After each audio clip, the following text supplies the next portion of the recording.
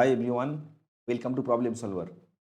আজ আমি তোমাদের ক্লাস 10 এর ইংলিশ সাবজেক্টের third lesson the passing away of Bapu second unit পড়াবো। ইউনিট 1 এবং লেসন 1 এবং লেসন 2 আমি চ্যানেলে অলরেডি আপলোড করে দিয়েছি। যারা দেখোনি তারা চ্যানেলের প্লেলিস্টের সেকশানে গিয়ে সেখান থেকে দেখে নিও। তো দেরি না করে ইউনিট 2 শুরু করা যাক। দেখো, Gandhiji's funeral was to take place the day after his death.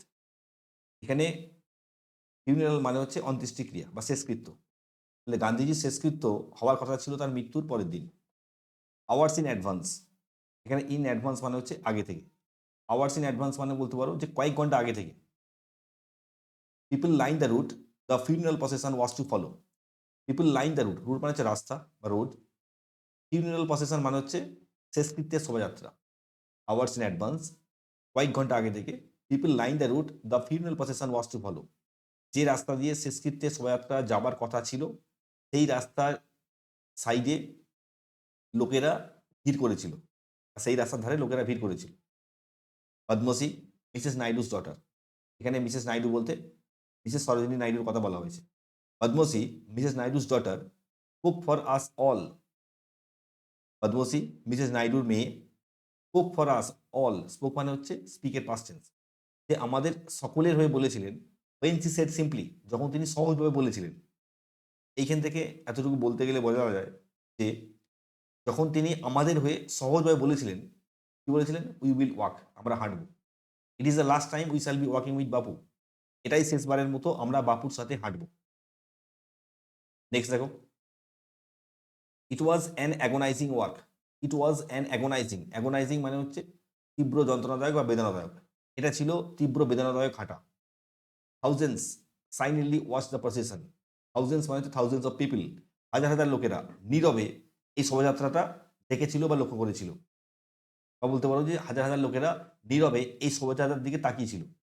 Bapu lay on an open track, বাপু একটা ফাঁকা ট্র্যাকের মধ্যে শুয়েছিলেন, কভারড উইথ ফ্লাওয়ার, যেটা ফুল দিয়ে ঢাকা, মানে ফুল দিয়ে ঢাকা একটা ফাঁকা ট্র্যাকে বাপু শুয়েছিলেন। Thousands of people wept, thousands of people হাজার হাজার লোকেরা, উইপড, উইপড হচ্ছে ডাব্লিউডাব্লিউপি, উইপের পাস্ট টেন্স। হাজার হাজার লোকেরা কাঁদছিলেন। Trying to touch Bapu's feet, বাপুর পা স্পর্শ করার চেষ্টা করছিলেন। It was impossible to move in the thick crowd. Thick crowd মানে হচ্ছে প্রচণ্ড ভিড়।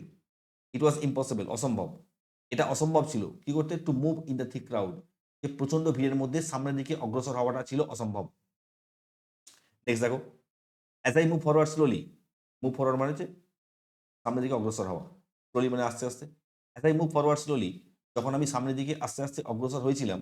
আই আন্ডারস্টুড, আন্ডারস্টুড হচ্ছে আন্ডারস্ট্যান্ডের পাস্ট টেন্স। আই আন্ডারস্টুড, আমি বুঝতে পেরেছিলাম। I was not merely in the midst of grieving people. I was not merely, merely মানে শুধুমাত্র। ইন দ্য মিডেস্ট অফ মানে হচ্ছে মধ্যে। আর গ্রিভিং পিপল মানে হচ্ছে শোকাহত লোকজন। তাহলে as I move forward slowly, যখন আমি আস্তে আস্তে সামনের দিকে অগ্রসর হয়েছিলাম। আই আন্ডারস্টুড, আমি বুঝতে পেরেছিলাম। I was not merely in the midst of grieving people, আমি শুধুমাত্র শোকাহত লোকেদের মাঝেই ছিলাম না। This was even more than the funeral procession of India's beloved leader. Beloved leader মানে হচ্ছে প্রিয় নেতা। ফিউনারাল প্রসেশন মানে হচ্ছে শেষকৃত্যের শোভাযাত্রা। This was even more than the funeral procession of India's beloved leader. ভারতবর্ষের প্রিয় নেতার শেষকৃত্যের শোভাযাত্রা থেকেও অনেক বেশি কিছু ছিল এটা। আই ওয়াজ অ্যামং পিপল, আমি সেই সমস্ত লোকেদের মধ্যে ছিলাম। ফর হুম, যাদের কাছে ওয়াকিং উইথ বাপু, বাপুর সাথে হাঁটাটা হ্যাড এ স্পেশাল মিনিং, এক বিশেষ অর্থ ছিল। উই হ্যাড ওয়ার্কড উইথ বাপু, আমরা বাপুর সাথে হেঁটেছি over the rough and smooth of India's recent history. Smooth মানে হচ্ছে মসৃণ, রাফ মানে অমসৃণ। ইন্ডিয়াস রিসেন্ট হিস্ট্রি মানে হচ্ছে ভারতবর্ষের সাম্প্রতিক ইতিহাস। তাহলে উই হ্যাড ওয়ার্কড, আমরা হেঁটেছি উইথ বাপু, আমরা বাপুর সাথে হেঁটেছি over the rough and smooth of India's recent history, ভারতবর্ষের সাম্প্রতিক ইতিহাসের মসৃণ এবং অমসৃণ পথের উপর দিয়ে আমরা বাবুর সাথে হেঁটেছি। We could not now accept the fact, we could not now accept, accept মানে হচ্ছে গ্রহণ করা, ফ্যাক্ট মানে হচ্ছে জানো তো ঘটনা। We could not now accept the fact, আমরা এই ঘটনাটা এখন গ্রহণ করতে পারছি না। দ্যাট যে the man who had led us over many difficult path, এখানে লেড হচ্ছে লিডের পাস্ট টেন্স, পথ দেখানো। The man who had led us over many difficult path, যে মানুষটা আমাদের অনেক কঠিন পথের উপর দিয়ে বা অনেক কঠিন পথে পথ দেখিয়েছে, পথ দেখিয়ে নিয়ে গেছে, was never going to walk with us again, আমাদের সাথে তিনি আর হাঁটবেন না। তাহলে আমরা we could not now accept the fact, আমরা এখন এই বিষয়টা গ্রহণ করতে পারছি না দ্যাট যে the man who had led us over many difficult পথ, যে মানুষটা আমাদের অনেক কঠিন পথে নেতৃত্ব দিয়েছে বা পথ দেখিয়েছেন, was never going to walk with us again, আমাদের সাথে তিনি আর হাঁটবেন না। বাপুর স্লাইড ফিগার হ্যাড ওয়াকড, বাপুর স্লাইড, স্লাইড মানে হচ্ছে চিপচিপে বা রোগা পাতলা, বাপুর স্লাইড ফিগার হ্যাড ওয়াকড, বাপুর রোগা পাতলা বা চিপচিপে শরীরটা হেঁটেছিল, স্টাফ ইন হ্যান্ড, হাতে লাঠি নিয়ে, স্টাফ মানে হচ্ছে লাঠি, স্টাফ ইন হ্যান্ড হাতে লাঠি নিয়ে, over a large part of India, ভারতবর্ষের বিস্তীর্ণ অঞ্চল জুড়ে। To walk is to make slow progress, to walk is to make slow progress, হাঁটা মানে ধীর গতিতে এগিয়ে যাওয়া, হাঁটা মানে ধীর গতিতে এগিয়ে যাওয়া। It is to think with clarity, clarity মানে হচ্ছে স্বচ্ছতা, clearness. It is to think with clarity, কী হয়, এতে পরিষ্কারভাবে চিন্তা করা যায়, এতে পরিষ্কারভাবে চিন্তা করা যায়। আর কি করা যায়, and closely look at all that is around you, এবং তোমার চারপাশে যা আছে সমস্ত কিছুকেই কাছ থেকে দেখা যায় বা পর্যবেক্ষণ করা যায়। সেগুলো কী কী, from from small insect to the horizon in the distance, ছোটো ছোটো কীটপতঙ্গ থেকে শুরু করে দূরে দিগন্ত রেখা পর্যন্ত।